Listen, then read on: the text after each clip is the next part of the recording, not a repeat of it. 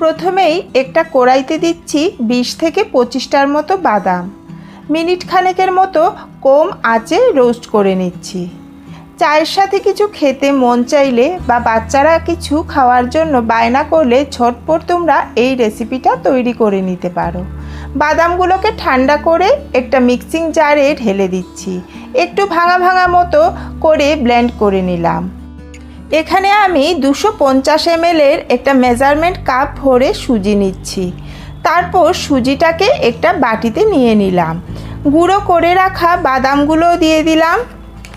4 table চামচ চিনি একটা মিক্সিং জারে গুঁড়ো করে দিয়ে দিলাম বাটিতে। এখন সব কিছু হাত দিয়ে মিশিয়ে নিচ্ছি। দিচ্ছি বাইন্ডিংয়ের জন্য 1.5 টেবিল চামচ আটা।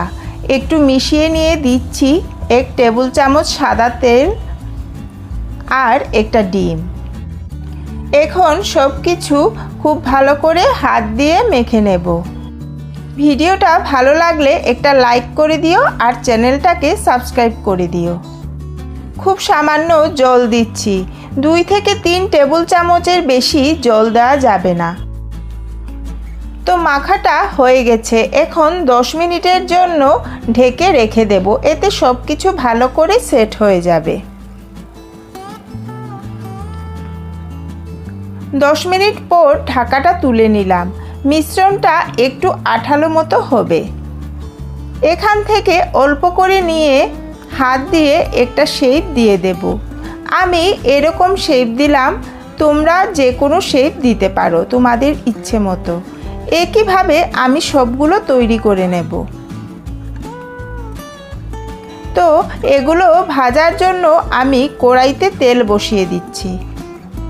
তো তেল গরম হয়ে গেছে, এখন একে একে সবগুলো দিয়ে দেব তেলে।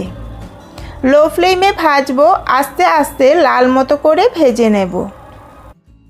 একটা সাইড একটু শক্ত হয়ে গেলে তবেই উল্টে পাল্টে ভাজতে হবে, না হলে আবার ভেঙে যেতে পারে। এগুলোকে ভেজে একটা কৌটোয় ভরে রেখে দিতে পারো, অনেক দিন ভালো থাকবে, আস্তে আস্তে খেতে পারবে। তো ভাজা হয়ে গেছে, এখন তুলে একটা পাত্রে রেখে দিচ্ছি।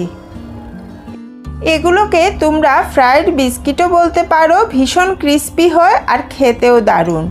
একটা ভেঙে দেখাচ্ছি, এই দেখো কতটা মুচমুচে, বানালেই বুঝতে পারবে।